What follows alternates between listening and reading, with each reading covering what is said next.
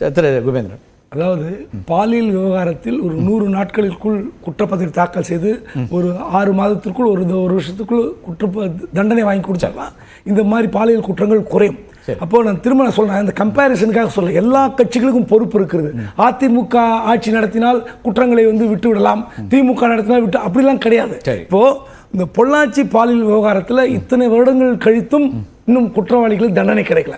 இன்னும் சொல்ல போனீங்கன்னா இப்போ அண்ணா நகர் சுதாகர் வழக்கு சொல்றாங்களே, இந்த சுதாகர் பெயர் எப்போது அடிபட்டது? இந்த சிறுமி விவகாரத்தில் குற்றவாளி சதீஷை பாதுகாத்தது சுதாகர் என்ற பெயர் புகார் பட்டியல் இருந்ததா இல்லையா? அப்போ சுதாகர் நேற்று தான் நீக்கிறீங்க. அப்போ நேற்று தான் சுதாகர் கட்சியில் வட்ட செயலர் இருந்தார் தெரியுமா உங்களுக்கு? இன்றைக்கு இணைக்கப்பட்டார். அது இன்றைக்கு நீக்கப்பட்டார். அப்போ சுதாகர் என்ற பெயர் இல்ல இல்ல இல்ல தயவு செய்து விசாரணைக்கு அப்புறம் நான் உங்களுக்கு கைது செய்யப்பட்டார். கைது நேற்று இரவு கைது மேடம், நான் உங்களுக்கு டாக்குமெண்ட் எடுத்துறேன். அந்த ஆய்வாளர் ராஜி குற்றம் புகார் கொடுக்க வந்த பேரண்ட்ஸ் அடிச்சதாக சொல்லப்பட்ட அந்த வீடியோவில் சுதாகர் பெயர் இருக்கும். நீ தயவுசெய்து எடுத்து பாருங்க. அப்போ சுதாகர் இத்தனை நாள் வட்ட செயலர் மறைத்து வைத்தார்களா? அப்போ குற்றம் எல்லாமே ஒரு திமுக சொல்லுவாங்களே. இன்னும் சொல்ல போனா 2000 ஆர்குமெண்ட்டுக்காக ஏதோ எங்களை திமுகவுக்கு பொதுவா பேசியிருக்கேன், பேசுற மாதிரி பொதுவா பேசியிருக்கேன். திமுக கவனத்துக்கு என்றைக்கு வருதோ அன்னைக்கே கட்சி விட்டு நீக்கியாச்சு. இல்ல நான் பொதுவா பேசுறேன். 2018 தயவுசெய்து நீங்க பொறுமையா கேளுங்க மேடம், அப்புறம் பதில் சொல்லுங்க. 2018 ஒரு பெண் எஸ்பிக்கு உயர் அதிகாரியால் துன்புறுத்தப்பட்டார், பாலியல் கொடுமை செய்ய புகார் வந்தது. அந்த வழக்கு எப்படி டிராவல் ஆச்சு உங்களுக்கு தெரியும், பத்திரிகையாளரா. சுப்ரீம் கோர்ட்டு போய் வேற ஸ்டேட்டு கொண்டு போறதுக்கு துடித்தார்கள் அதிமுக அந்த ஆட்சியாளர்கள்.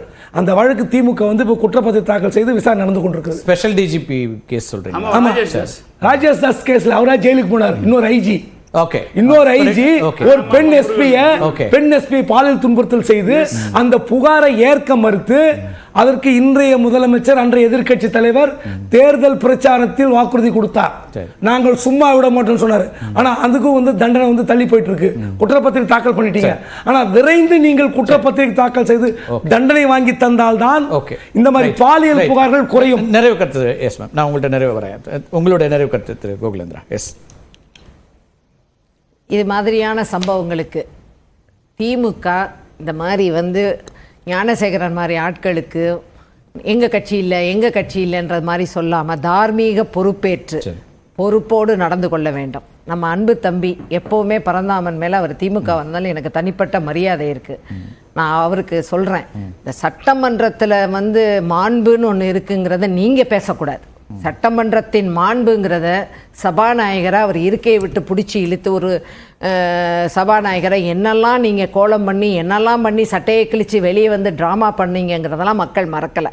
அதனால் இந்த சட்டமன்ற மாண்புங்கிறத நீங்கள் ஆளுங்கட்சியாக இருக்கும்போது மட்டும் பேசிட்டு மற்ற நேரங்களில் பேசாமல் விடுறதுங்கிறது ஒன்று.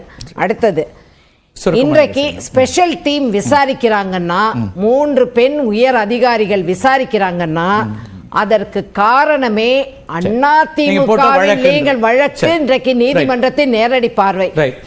ஏன்னா உங்க மேல நம்பிக்கை இல்ல, குற்றவாளிகளை தப்பவிடக்கூடிய சூழல் இருக்குங்கிறனாலதான் இன்னைக்கு முதலமைச்சர் பேசுறார். சகோதரி சட்டமன்ற மாண்பை பத்தி பேசினாங்க. அதை பத்தி நான் நிறைய பேச போனா, எம்ஜிஆர் இறந்த பிறகு ஜார்ஜே வரும்போது உள்ள அடிச்சு மண்டையை உடைச்சு வேட்டையெல்லாம் கழட்டிட்டு போனது இது தமிழ்நாட்டுக்கு முதல்ல இன்ட்ரோடியூஸ் பண்ண சேலையை பிடிச்சி இழுத்து அதெல்லாம் யாரும் மக்கள் மறக்கலங்க. அதெல்லாம் யாருமே மக்கள் மறக்கல. ஃபைனல் கன்க்ளூஷன் அவங்க பேச வரைக்கும் அமைதியா இருந்தேன். நான் ஃபைனல் கன்க்ளூஷன் பேசிட்டே ரன்னிங் கமெண்ட்ரி வந்தா பதில் கொடுக்க முடியாது. நான் அதுல ஒண்ணும் சொல்ல முடியாது. அக்காவும் தம்பியும் பேசுறீங்க, நான் என்ன சொல்றது? அதுல சசிகலா அம்மையார் கட்சிகள் வேற வேறா இருந்தாலும் நாங்கள் பாச பிணைப்புல இருக்கோம்னு சொன்ன பிறகு நான் என்ன சொல்லுங்க. சசிகலா அம்மையார் என்ன பொறுப்புல இருந்தாங்க? சட்டமன்றத்துல துணை சபாநாயகர் சீட்ல உட்கார வச்சாங்கன்ற அந்த மாண்பு எல்லாம் நான் போகல. இப்போ நான் என்ன பண்றேன், நிறைவா இதுல இன்னைக்கு நாகராஜன் அவர் பேசுனதுல இருந்து ஒரு கான்ஸ்பிரசி வெளியே வந்துருச்சு. இது ஏன் அண்ணாமலை பஞ்சால செஞ்ச சாட்டை அடிச்சுக்கிட்டாருன்னா, அவர் போலீஸ் ரிட்டையர்டு ஆபீசரா இருந்தார். இன்ஃப்ளூயன்ஸ்ல ஆளுங்கட்சி பாஜகவா இருக்கிற ஒரு இன்ஃப்ளூயன்ஸ் ஒரு நிமிஷம் நீங்க பேசுற ஒரு ரொம்ப டைம்ல இன்ஃப்ளூயன்ஸ்னால என்ஐசில இதை லீக் பண்ண வச்சு இவரே வெளியில கோயம்புத்தூர்ல போய் சாட்டை அடிச்சுக்க வச்சுக்கிறது, இதெல்லாம் ஒரு பொலிட்டிக்கல் செனாரியோவை அரசியல இந்த மையத்தை உருவாக்குனது பிஜேபி. காவல்துறை மூலமா விசாரிங்க, அதுல ஏதாவது உண்மை அரசியலுக்கு விசாரிக்க தேவையில்லைங்க. ஆனா நம்ம யோசிக்க வைக்கிறதுல இதுதான் முதல்ல இதை பார்த்துட்டு உடனே கோயம்புத்தூர்ல போய் சாட்டையில் அடிச்சுக்கிறாங்கல்ல. ஒரே நண்பர் நாகராஜ் கொண்டு வரா அல்ல அடி வாங்க அவர் தயாரான்னு கேளுங்க. அதே பஞ்சு சாட்டை கொண்டு வர சொல்றா அவர் பஞ்சுங்கிறாரு. அது அவர் எடுத்த முடிவு சார். நாகராஜ் சார் அவருக்காக எடுத்துக்கொண்ட முடிவு. அந்த முடிவை இல்ல திரு நாகராஜ் இல்ல திரு அண்ணாமலை தன்னை தானே வருத்திக் கொள்வது என்பது அவர் எடுத்த முடிவு. ஆனால் அவரோடு அணுக்கமாக இருக்கக்கூடிய உங்களை கூட சாட்டையால் அவர் அடிக்க முடியாது. அவரோடு நெருக்கமாக இருக்கக்கூடிய அணுக்கமாக இருக்கக்கூடிய நீங்களே விரும்பினாலும் உங்களை பொதுவெளியில் அவரால் அடிக்க முடியாது. அவர் தன்னை தானே வருத்திக்கிறது வேற. ஆனா அந்த ஒப்பீடு தவறு. அது அப்படி நம்ம பேச முடியாது.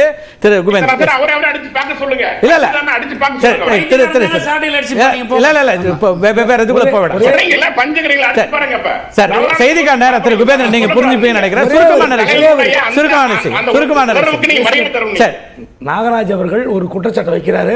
திரும்ப யார் அந்த சார்னு நேஷனல் உமன் கமிஷன் வந்து விசாரிச்சுட்டு போயிருச்சு. நேஷனல் உமன் கமிஷன் முதலமைச்சர் ஸ்டாலின் கட்டுப்பாட்டில் இல்லை. எனவே இந்த உண்மை எப்படி இருந்தாலும் தெரியும் யார் அந்த சார் என்பதை நிச்சயமா இதுல வந்து முழுமையான விசாரணையும் இனிமேலும் இந்த மாதிரியான சம்பவங்கள் பொதுவாகவே வன்கொடுமை விவகாரத்துல ஒரு அடிப்படை அம்சம் இருக்கிறது. நாம சொல்லக்கூடிய கருத்துக்கள் ஏதோ ஒரு விதத்துல குற்றவாளியை காப்பதாக இருக்கக்கூடாது. எந்த வழக்காக இருந்தாலும் அதுல உறுதியாக இருக்க வேண்டும். நிகழ்ச்சியில்